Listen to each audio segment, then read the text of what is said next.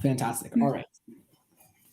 With 7 minutes on the clock, I'm going to go ahead and begin on my first word. All right, Judge. So once again, let's just get straight into the topic that democracies ought not engage in military conscription. Let's start off by defining some words for you, which is really important in today's debate. Military conscription. This is compulsory enlistment for state service. I'd like to clarify, this is not the draft. This is a system in which members of society are required to serve in the military for a specific amount of time in order to fulfill their duty as a citizen, whether in a state of emergency and war or whether outside of it. This operates under the definition of military conscription, as this is similar to what 27 democratic nations across the world have. This is, for example, what South Korea's and Switzerland's system is. For example, in South Korea, since 1957, military service has been compulsory for all able-bodied Korean men between the ages of 18 and 35. Men are typically required to complete 18 to 21 months of active duty service, which they become eligible for at the age of 18 and must commence by the time they are 28. Active duty means that men are engaged full time. They usually live on a military base and can be deployed at any time. So again, just to clarify, this is not the draft during a time of war when they recruit people. They use a draft to randomly enlist people to join the military during times of war. We're not saying that democracy should stop that. We're saying they should stop mandatory military conscription, which is mandatory military service regardless of whether or not you were in a time of war. Our next definition of democracy, no, I won't take it this time. I'll take it later. Democracy is a system of government by the whole population or all the eligible members of a state, typically through elected representatives. Let's get on to the affirmations of the Gov's first contention for today, which is that it violates democratic principles and is unnecessary. First off, let's talk about how mandatory military conscription violates the freedom of individual rights and to choose. Essentially, what the government is taking away is individuals' rights to choose how they want to go with their life and is forcing them to take an occupation in the military. Democracy was built on the principles of individual rights. Democracy is supposed to serve individuals rather than individuals having to serve the rights of the country. We talk about how this policy destroys the idea of individual autonomy and the individual right to pursue your own choices in life. By forcing military conscription, there is no longer a sense of democracy in society's lives because they are being put into a position where they have to heed to the instructions of the greater society and risk their lives. Further, there are often few exceptions provided in the case of emergencies and personal reasons for not being able to enlist. It's hard to view the state essentially taking away your individual rights for just under 2 years as a proper or good thing. Also, that, for example, a student in SNU and in South Korea said, that being said, I think conscription is now unnecessary and inefficient. Korea is one of the wealthiest and most technologically advanced countries in the world. I think regular recruitment and investment into defense tech is enough.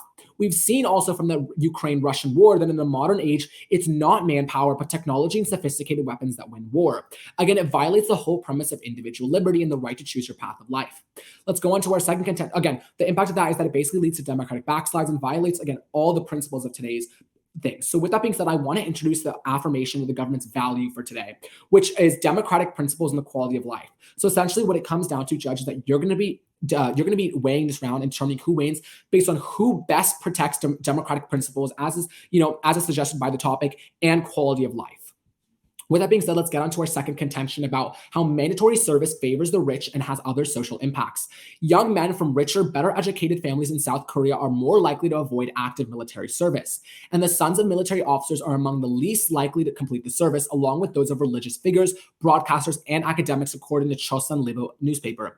It's published the results of a survey of 39,000 young men by Korea Research Institute for Vocational Education, which suggests the more parents earn, the less likely their children are to perform active military duty. Some 7.5% of men with college-educated fathers perform some kind of alternate service, whereas only 5.5% of those with less educated fathers said.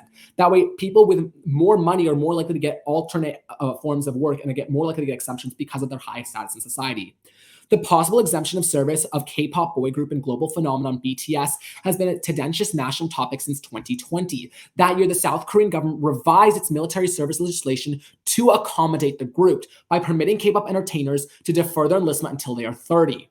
It's hard to receive exemption from the courts and be tolerated as a minority. Also, additionally, male recruitment is creating huge issues with anti-feminism and misogyny recently. A lot of young men feel like they're taking on an unfair burden, but are going about blaming women in non-constructive ways. South Korean national identity and gendered ideals are unequivocally intertwined. Conscription as an ideological tool inevitably shapes both.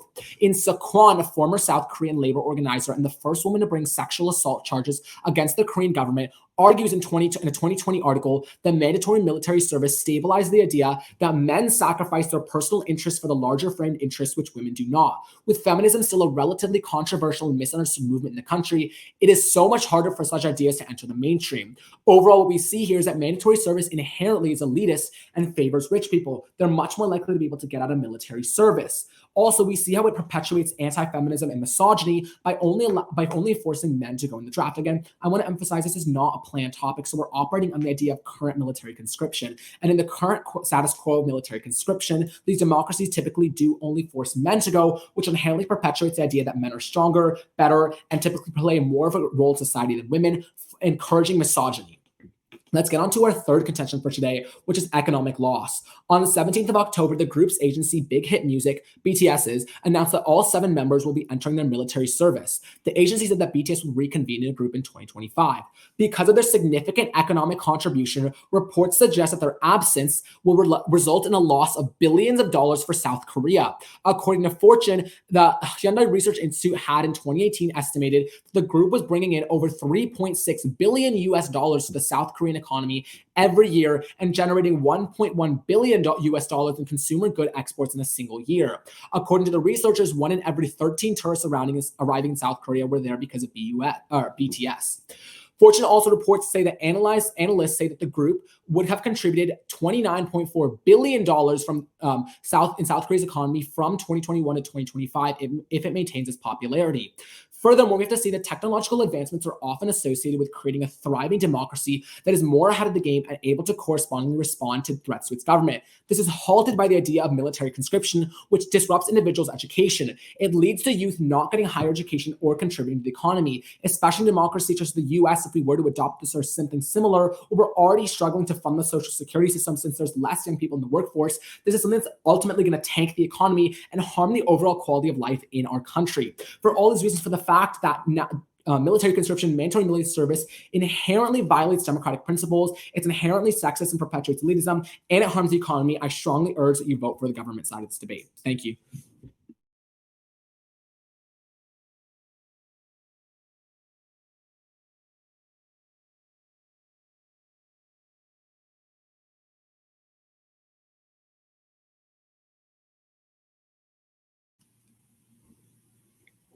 Cool. Give me just 1 second to set my timer. Okay. The quick little overview or order to my speech is going to be, I'm just going to talk a little bit about their topic case, kind of their definition of conscription.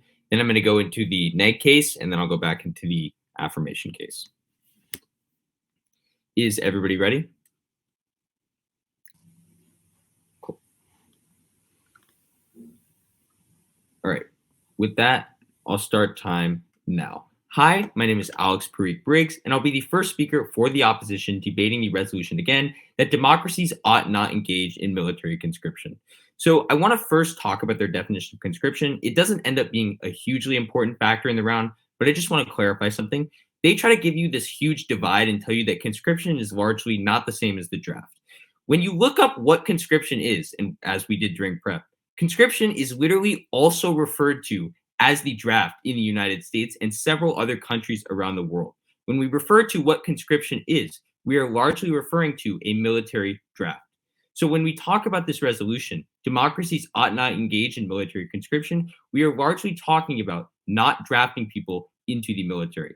And secondarily, I'm just going to point out, and as you'll see in a second, what we are advocating for the round is going to be that only in certain circumstances should people be conscripted into the army. Okay, let's talk about the negation case in today's round. So as the negation, we simply have to tell you that the government is not correct. Basically, we have to prove to you that the government advocacy is wrong. So for our counter advocacy, basically what we're going to argue to prove that the resolution is false is that in general, we agree that military conscription is not a good thing. However, if a country is in an imminent threat and can't get help from bodies like NATO and other things, we would argue that it is okay to engage in military conscription. Thus, we are negating the resolution. We are saying that in certain circumstances, it is okay and they should engage in military conscription if it is absolutely necessary to the country's national defense. Okay, let's talk about our first contention of conquest. The claim or the argument that we're making here is that when a country is under the imminent threat of conquest from another country, it is ethical for them to engage in military conscription for the purpose of self-defense. We have three specific reasons for this. Firstly, a country has the duty to protect its citizens. This means mustering a military to combat foreign threats. Oftentimes, democracies don't have a large enough standing army and can't get volunteers fast enough. And this means that to protect the greatest amount of people, countries basically have to engage in military conscription. They make an argument that like machines and all this weaponry technology that exists in the status quo is really good and doesn't need like that many people to operate it. I'll be talking about a little bit later on their case about how you still do need like lots of bodies to be able to fight in these wars. But specifically, when it is absolutely necessary, we argue that it is okay to engage in military conscription. We'll give you two examples of this. Firstly, in Ukraine, Ukraine currently has military conscription. That's because they were invaded by Russia and needed soldiers to fight. Even though millions of Ukrainians fled, 80% of the population is still in Ukraine. They require that self-defense. And that's because their people can't always get visas to go to safer countries or don't want to leave their land. If these people were not conscripted, or at least some of them were not conscripted into the army, Russia pretty much would have handily taken over Ukraine. It's pretty clear that without that conscription, Ukraine would have been easily defeated. So when they talk to you about how conscription isn't needed, we have empirical evidence from literally 2023 about how it is needed to protect several different countries. Thirdly, we will mention Kuwait. So in 1990, Iraq invaded Kuwait in order to steal oil and cancel debts that Iraq owned. Kuwait had a draft to protect its people. That gave the country enough time for foreign militaries to come to Kuwait's aid and repeal the Iraqi invasion. So this is another example of how you need conscription in order to ensure that a country's national defense is set up to defend and is able to properly defend. What are the impacts of this argument? We would argue that this is the biggest impact in the round, because if a country is simply invaded or taken over by another because of some huge imminent threat, it's okay if people have to put aside their autonomy for a little bit of time, because if they don't, they're going to not have any autonomy for the time after that. And we think that that is the biggest impact in today's round. We're able to save for lives. Countries need to fight back against aggressors. And that means having a strong military, which in very rare circumstances, but circumstances that do sometimes happen, we need to have a draft. The second contention we'll make is that of fewer wars. The claim or the argument we'll make here is that when conscription is an option, meaning people can be drafted into the army, people and governments are less likely to want to engage in war. We'll tell you three different reasons for this. Firstly, right now, soldiers and people that are in the military don't really have a voice. Let's look at the United States. Despite a lot of people protesting and not being happy about the lack of services provided to them through things like the Veterans Association, like healthcare, they are still continually sent to combat. Secondly, you can think about the forever wars mindset. Right now, it's very easy for Americans to justify wars persisting for the foreseeable future.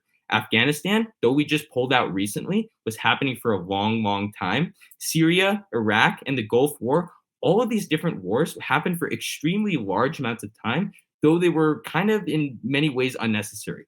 And people don't care because there's no chance that they are ever personally going to be drafted, so they can justify having those wars forever. However, when a politician or someone advocating for policy knows that they themselves could be sent to that very war, they are going to change their mindset. They're not going to want to fight forever because they know that they could literally end up in that war. I'll take it at the end of this contention. Thirdly, we would say that war is extremely detrimental. There's two different reasons for this. Firstly, you can develop things like PTSD and symptoms after, and it's also just really stressful and bad to be like a soldier. And secondarily, thousands of veterans have PTSD and disabilities. They can get inadequate care from the Veterans Association, and nobody really cares about them because they're a very small subset of the population. And there's also this sort of attitude that when you're a soldier, you quote unquote chose to go to war. So it doesn't really matter if you're being sent to war over time. So the impacts of this, when we see that now we have this conscription, there are going to be more movements not to have wars because even the politicians themselves could be sent to war. They're not going to want to happen. So it's more likely that we have peace and lower amounts of threats. So when you look at the negation case in this round, we're pretty clearly telling you that in rare circumstances where conquest is needed, we think that conscription is okay. And secondarily, this would reduce wars because people wouldn't want to fight them. Your question. So you talk about how politicians are going to be realize that they can be drafted and are going to be actively fighting against wars, but don't you concede that politicians themselves can't be drafted and inherently rich people, especially rich white men, often get out of the draft way more than other like minorities that are? So it's actually not white men that actually care. They're going to advocate for war because they're not the ones getting drafted because it's inherently elitist and racist. Yeah, I haven't had time to address your case yet, so I'll do that now and I'll clarify that. Okay, so I've already gone over their definition of conscription. Let's start with their contention. So their first contention is about democracy, and they say this destroys autonomy. I think it's pretty clear that destroying autonomy has to be put aside when a country could literally be invaded and these people could all be taken advantage of by another country and not have any military to fight. So democracy, though we agree is important, you lose democracy completely when you let a non-democratic country, some other country like Russia, completely invade you and like just take over your quality of life. Secondly, they talk about rich and they talk about how basically there's biases in terms of people who are able to get out of conscription, such as people, based on their socioeconomic class, and they also talk about gender. We would say that in the way we advocate for this round, we're saying that this is going to have to be done fairly and be completely randomized. In a world where we would have military conscription, we would advocate that they would have to be doing this fairly. It wouldn't happen the way it happens in the status quo, where they could get out of all these things. We would close the loopholes because in a scenario where this would happen extremely rarely, there would be more monitoring of these types of things.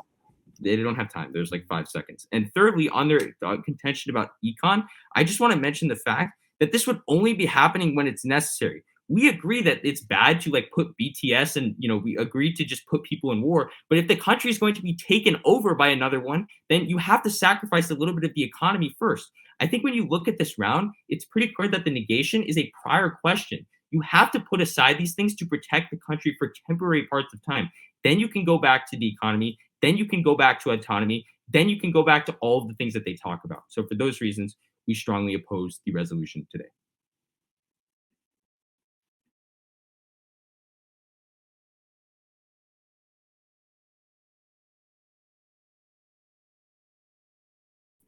Okay, is everybody ready? Judge, ready? Yes, go ahead.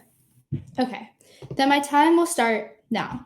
Judge, I'd like to start off by discussing the definition. So my partner and I provided this definition of military conscription as when members are forced to serve the military for a certain amount of time. The examples we gave of this were in South Korea and Switzerland, where in the current status quo, when men come of a certain age, they are forced to serve up to between years to months in service for the military. Now, our opponents provided a counter definition that it's going to be different, and they're referring to specifically the draft. And they claimed that when they first searched up military conscription, the first results that came up were the draft. Now, while these two terms may seem similar, the reasons why you should prefer, Judge, the idea of military conscription is because if we look at the status quo, in most democratic nations, the idea is the fact that we can go through with military conscription, like in South Korea, as serving for a specific amount of time, not just a specific draft. In addition to this, we can see that in the topic, we see the exact phrase military conscription. So we narrow that down to exactly military conscription as being forced to serve a specific amount of time rather than the draft. Judge, if you think about it for yourself, if we were talking about solely the draft in this case, in immediate consequences or immediate situations, then they would have put it into the topic. However, that was not the case, and today we are discussing military conscription in the definition we provided to you. Now let's talk about our opponent's counter-advocacy. They bring up this idea of how if a country is an immediate threat, then they are allowed to draft people. There are a few things that are wrong with this. The first is that if we look at the current status quo in democratic countries, we can't just assume that a draft would come up in an immediate instance. This is narrowing the topic way too much and is steering away from what the actual topic provided was. Second of all, this isn't fair for us because it's not fair to force us to defend only a certain number of scenarios, such a wide spread of scenarios, whereas they only have to defend specifically immediate threats. And this is not the case. Third of all, Judge, we are not talking about plans today. We aren't talking about which plan is better and advocating for certain ideas to go through with.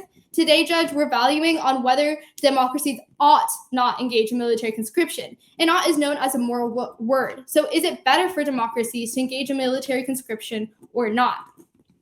Now let's move on to our first contention, which was about how it violates democratic principles. So Our opponent's case kind of interacts with this in a way where they talk about how a country has a duty to protect the public.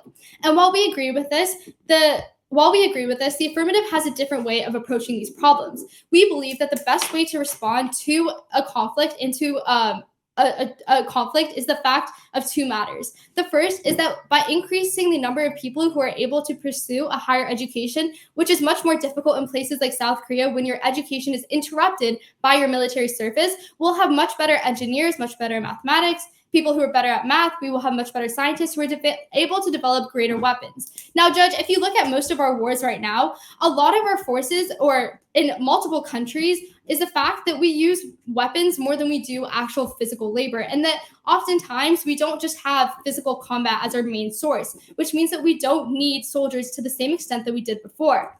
However, let's talk about our opponent's own examples. They bring up this idea of Ukraine and how they introduced military conscription because of their threat to Russia. But we also see that for Ukraine, a democratic country, what happened was that there were more volunteers who were willing to participate in the war.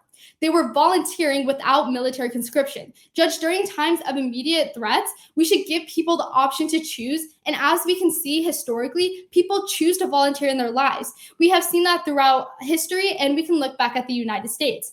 If we look back to the Civil War, there were the draft riots in New York where people were protesting because of the fact that, first of all, the draft was inequitable because the people who are rich are able to get out of it. The rich people are able to pay their way out of the system and no longer have to play. Our opponents brought up this idea of how they would close these loopholes. But, Judge, once again, we have to look at what's happening right now. And, Judge, are these loopholes closed? They are not. And that's why we are continuing to see riots going around. And once again, Judge, this is not a policy debate. There's two different types. There's a policy and a value. And in a policy debate, we're talking about whether the government should go through with a plan. But, Judge, if you look at the topic, we're talking about something is morally right or wrong. So we have to look at what's happening right now in our status quo.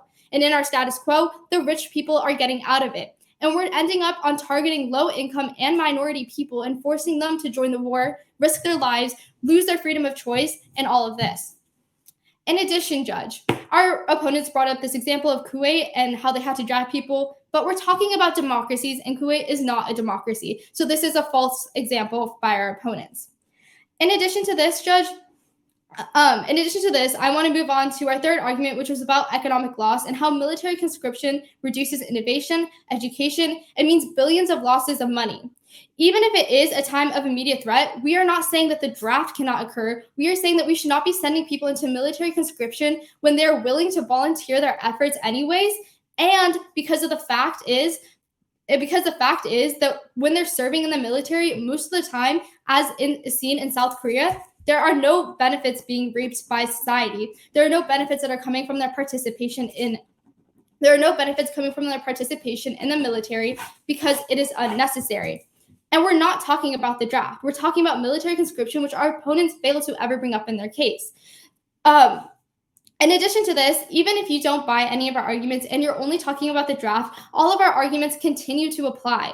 They still violate democratic principles. Their speaker even said themselves that it's okay to put away democratic principles when there's a time of immediate need. Judge, think about this. It's a democracy. If you ever take a pause on democracy and claim that you can remove the principles just once, then you're making us fall into an autocracy, into totalitarianism, and making us lose the basic principles.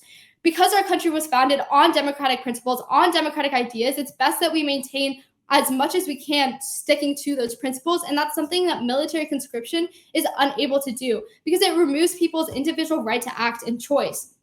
This is something that is essential and something that we urge you to vote on, Judge. You deserve the choice to decide on what you do with your life. And in most cases, for democratic countries, because they are proud of their nation, because they support the democratic principles, they are willing to put their lives on the line when it comes to an immediate war.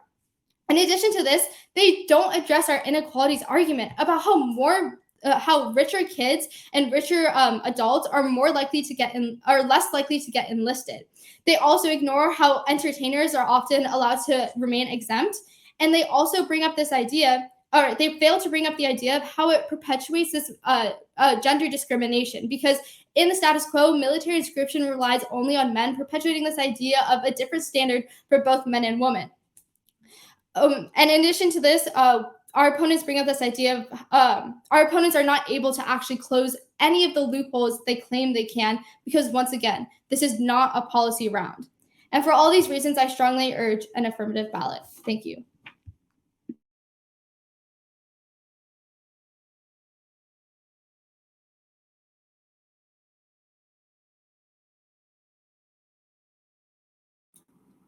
Okay.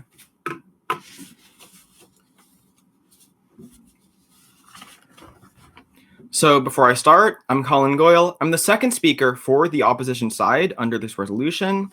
And yeah, let's go into it. Okay, time starts now. Even though my opponents try and make this round seem really complicated, at the end of the day, it's pretty simple. The topic we are defending, or the topic we are discussing in this round, is democracies ought not engage in military conscription. First of all, let's talk about what military conscription is. Military conscription is the same thing as the draft. If you search up military conscription on your computer right now, the first result will be a Wikipedia article which says military conscription, also known as the draft in the United States. Military conscription, just as it's used in Ukraine, just as it's used in Russia, just as it's used all over the world, means the same thing as the draft. In this round, we're asking the question, should democracies use military conscription? The government side says no, democracies should not use military conscription. The negation side is advocating for a more nuanced point of view. The democracies should engage in military conscription under certain circumstances. This means that all of my opponents' arguments about how we should be talking about how military conscription is implemented right now, that's not really relevant to the round. The round does not ask us to defend military conscriptions how they exist right now, just the concept of military conscriptions. And we believe the concept of military conscriptions is very, very necessary for very clear reasons. Now we'll go on to the negative case. Actually, first, yeah? Well, don't you concede that since we're debating kind of a concept, that this is not a policy round, and therefore you cannot enact arbitrary resolutions saying we're just going to close all loopholes, because again, this is a fact round and we're debating like a concept that you can't just impose random policies. We have a value round here. We're debating two different values. When you think of a value, when you think of something morally, that doesn't mean you have to like think of how it exists right now. For example, like if I just have a moral issue, we debate it in abstract. We debate the values of it, how it applies to moral ideas, not just how it's affected like right now. So my opponent's point about how like this isn't a policy round, they are advocating it like it is a policy round. Morally, we believe that the draft is right and is morally acceptable in certain circumstances. Like that's all we're saying. It is acceptable in certain circumstances. We do not believe that the draft is moral in all cases. And we believe that in almost all cases right now, the draft is immoral. However, there are some places where it is moral. And those places are what we discussed in our first argument about conquest. When a country is under the threat of attack, when its citizens are about to be invaded and lose their rights permanently because a non-democratic country is invading them, we believe that countries have the right to defend themselves. When Ukraine was invaded by Russia, when Russian tanks breached the Ukrainian border and started murdering Ukrainian citizens, bombing their cities, Ukraine had to do something.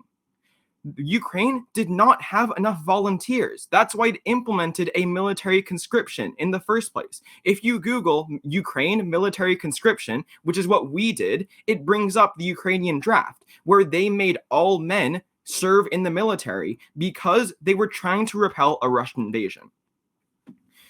It's really unfortunate that a lot of the time you need to make people serve in the military against their will. But like that's just the fact of the matter. people don't generally want to serve in the military. When they're under threat of invasion, they want to stay with their families, they want to stay on their land, but that's not possible because they need to defend their country in order to have everyone keep their rights. That means that they have to give up a little bit of their freedom to preserve everyone else's freedom. It is morally okay to conscript people, to force them to serve in the military, as long as the alternative is no democracy at all. They talk about things like the draft isn't needed anymore. We have different ways of approaching problems. That's just simply not true. My opponents say something about like how you can pursue a higher education instead. If you're under the threat of immediate invasion, you don't have time to go get a college degree, which is what my opponents are basically advocating for. Like that's just ridiculous. If you're under threat of invasion, you need to defend yourself right now. Their second point is that we have weapons now, and those weapons don't need that much labor. Those weapons still need people to operate them. It doesn't matter how like amazing, how fancy your gun is if you don't have someone to fire it. It doesn't matter how fancy your tank is if you don't have anyone to operate it. You need people to operate weapons, and that is why Ukraine implemented a conscription in order to defend against Russia. And we could just think about this morally. If you have a situation where a country needs a conscription in order to defend its people, we believe that that democracy should implement a conscription. The example of Kuwait also applies. Kuwait is a democracy under the definition my opponents provide, which is why the United States stepped in to defend them during the First Gulf War. My opponents do not touch the argument to fewer wars at all. We give you the logic that right now, people in the US are okay with having forever wars, with having wars that last 20 years with no end and that are completely unnecessary because, hey, it doesn't affect them. They don't have to go to Afghanistan. They don't have to go to Syria. They don't have to go to the Middle East. If there is a conscription, there is no more us and them. There is simply the people of the country. And when a war happens, the people of the country have to serve in the war. That means that countries will be less willing to go in unnecessary wars if there is a conscription in place. This is an example, or these are two examples where it is moral to implement a conscription. It is moral to implement a conscription when it is absolutely necessary for the defense of the country, because when you evaluate this round on democratic principles, what's more democratic? Some people having to serve in the military or everyone being dead? And the second example is that when conscription is moral because it reduces wars, it reduces tyranny, it reduces like invasions. This is something my opponents do not touch at all. War is bad, and if conscription can stop wars, then conscription can be good. On their point about democratic principles, this kind of applies. They concede that in cases where democracy will be threatened, will be eliminated, when a country will die without a conscription, the existence of the country, the lives of people comes before democracy, or comes before the like people's temporary freedoms. On their second point about how it favors the rich, military conscriptions that don't favor the rich can exist, which means that this isn't a reason to engage in military or to just not do military conscriptions. My opponent's second point is just an argument for why we shouldn't do corrupt military conscriptions. We also agree we shouldn't do corrupt military conscriptions. We believe that conscriptions, when they're fair, can be ethical. And on their next point about like feminism and economic loss, this still applies. And in fact, even if you buy their argumentation that we need to look at countries right now, Israel doesn't have sexist draft laws where only men can be drafted. Women are drafted there too. Their third point about economic loss, obviously, if your country is destroyed, you're not worrying about the economy. It is clearly moral to have a draft, especially when your country's under imminent threat of destruction. And because of those reasons, we negate this resolution. Thank you.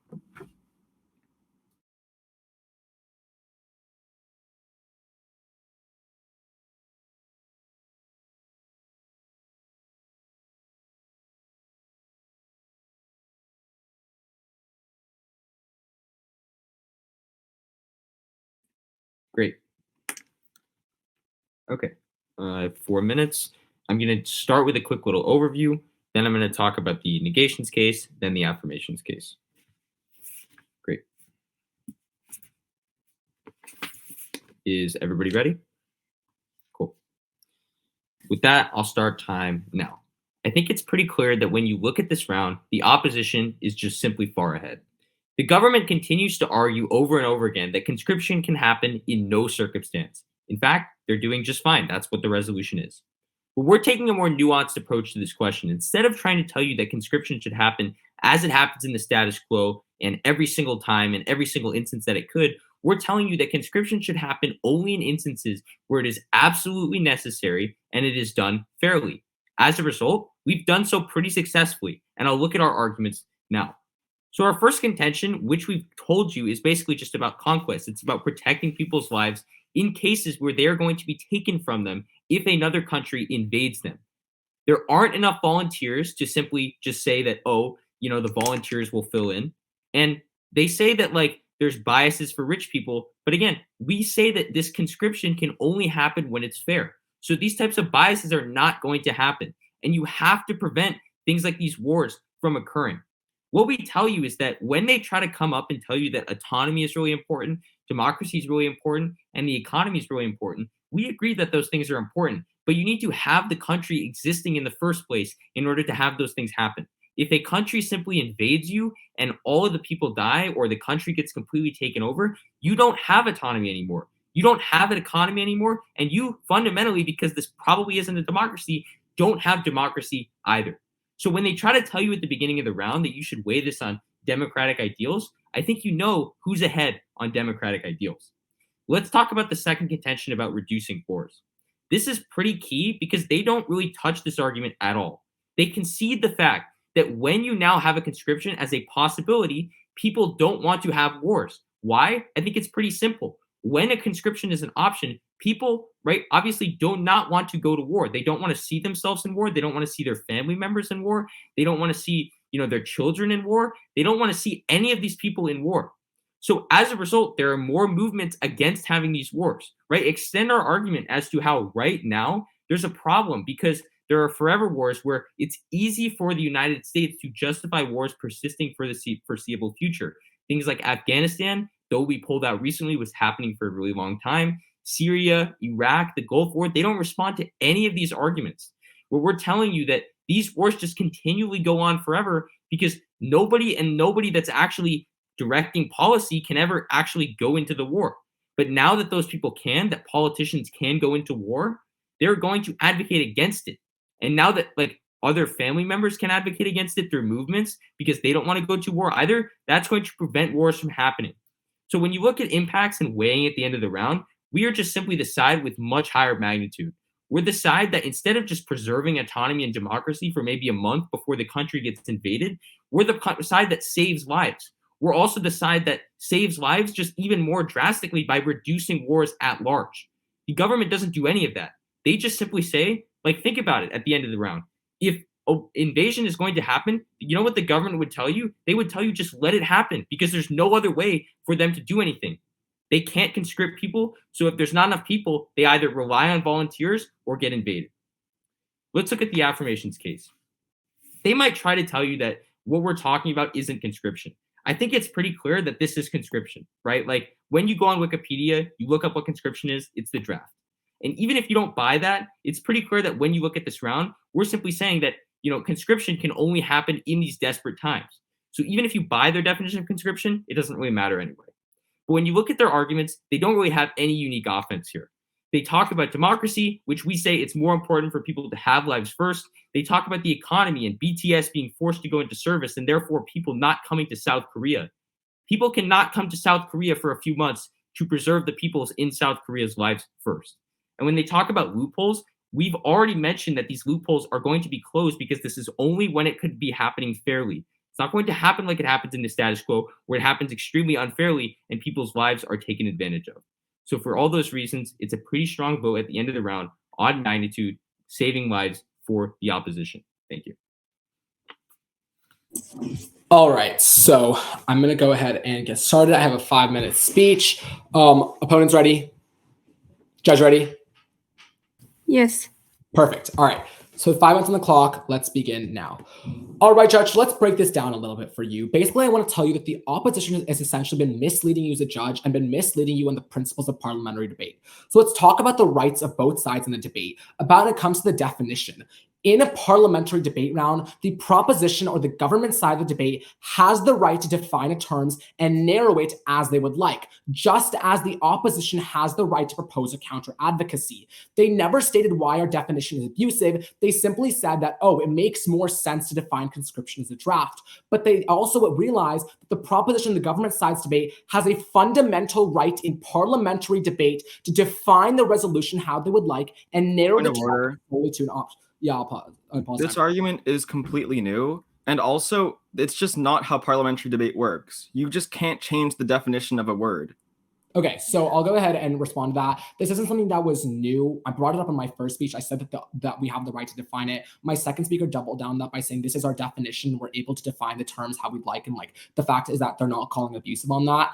And then also that's not necessarily just saying how parliamentary works. I'll talk about this in my point, but if you're not going to take our definition as the proposition's right to propose a definition of the word, then you can't take the opposition's counter advocacy into play because those are both rights of each sides. And we're also not changing the definition of the word. We're just simply narrowing it to one type of military conscription. Again, the opposition is skewing it in a way that says like we're redefining it, but we're not. We're simply narrowing it to one type of military conscription. I just want to clarify that. Judge, so it's up to you whether or not to keep that point, but I'm just going to go ahead and keep going. I have 4:15 on my time. I'm just going to go ahead and keep going. So again, I'd like to remind you, if you decide to take their definition of a draft, you cannot take their counter advocacy. So I'd like to remind you, you either side with us and say that we are not talking about the draft, we're only talking about mandatory military service, and you take their counter advocacy, or you take their definition of we're also including the draft, and you disregard their counter advocacy that we're only using the draft when it's very necessary, because those are the rights of both sides. So if you ignore the proposition's right to narrow it as such, you ignore the opposition side to propose a counter advocacy. So let's just say I'm going to show you on both sides how we win this debate, right? So they talk about this under the threat of conquest, right? So if you're talking about the side, if you're siding with the affirmation and saying we're not talking about the draft as we have our right to narrow it, then you disregard this, because again, the affirmation side debate is saying the draft is okay. We're talking about mandatory military service. But let's just say you side with the negation and you disregard the definition, but you also disregard their counter advocacy. You have to realize that they're not simply talking about under conquest. They're talking about the draft as a whole.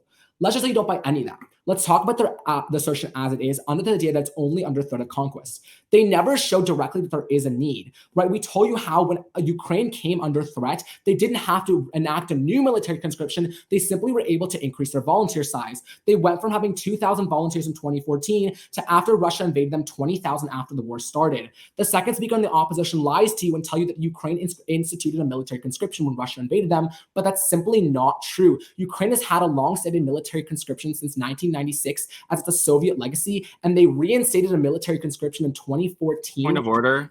Yeah. That is literally the first Google result that you get when you search up Ukraine military conscription. I think my opponents Googled mid-round. And also they implemented a new, it's a more complicated issue than just that. I've looked into it. Again, my time is paused. And again, if my opponent's literally Googling it first thing, again, they're also using website around, and we didn't. We just have a long-standing fact like that. The Soviet Union has a mandatory, has a legacy of conscription, and they've had that since 1996 when Ukraine. And to assume we're Googling something rather than just saying we're not prepared is completely harmful to the debate. And the fact of the matter is, my second speaker brought it up when she said that Ukraine's numbers of volunteers significantly increased to 20,000 after the war started. The opposition is just essentially calling random POOs. And is simply just assuming that we're using Google around, which isn't necessarily true. And I want to say that point of orders are meant for breaches in the rules of parliamentary debate. It can be used to call out new arguments, but it can also be used to call out other breaches in the rules. I am 100% positive that the first Google result, if you search up Ukraine military conscription, because I wrote our argument, so I had to do this, was specifically using the language, the legacy of the Soviet Union. That specific language, it's just so obvious that they Googled mid-round. Okay, so this is also something that we prepped ahead of time. They can't necessarily unequivocally prove that we use Google during the round. And if you are conceding that it is a legacy of the Soviet Union, and then in your speech, by saying that they started conscription after the war started, you're essentially conceding the point that you misled the judge by saying they started conscription when you're literally saying that it was a legacy of the Soviet Union. This is something that's in our evidence. Implemented a new system of conscription. Judge, I'm going to say POs are not intended to be a back and forth. It's a 130 or 15-second complaint on both sides. I'm going to go ahead and move on with my speech because this is entirely disruptive. It just proves the point that the opposition, in fact, lied to you. If they are saying that on Google, it does say it's a Soviet legacy since 1996, but then they tell you in their speech that they enacted this new in 2020. They're just proving their point that they actually lied to you. So I'm going to go ahead and go with my speech, something you can take into account in your own deliberation. But I have 2 minutes and 30 seconds. So I'm just going to go ahead and move on with my speech. So the next thing you want to talk about is, again, on the fact that they don't show that there's exactly a need of additional, of this conscription. They don't show how we don't have enough volunteers. We continue to tell you that we have the possibility to have volunteers, but again, they don't tell you that.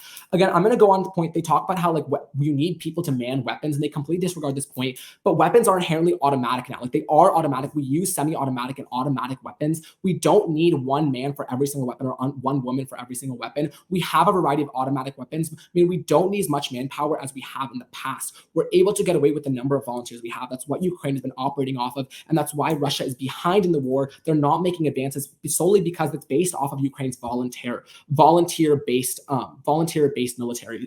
Let's get on to their second contention about people don't care that wars happen. My second speaker brought this up, that we're not talking about that, and I want to say this isn't even under their own definition, because their own definition and their counter advocacy is that we're only going to use military conscription in terms when we're being under threat of conquest. So this isn't even operating under their own definition, because, for example, us starting a war in Afghanistan doesn't even fall into the draft. So people wouldn't be drafted for a war in Afghanistan, meaning they're not more likely to stop the war. This is something my second speaker brought up that they completely ignored. But this doesn't even fall into their own definition. You can't even take their entire second assertion into the round if you're going to operate in their own definition of only under conquest, because wars like Afghanistan and getting involved in foreign wars aren't under conquest, meaning you are under threat of conquest, meaning you wouldn't be enacting the draft. Their second assertion violates their own definition. You can't take that into account.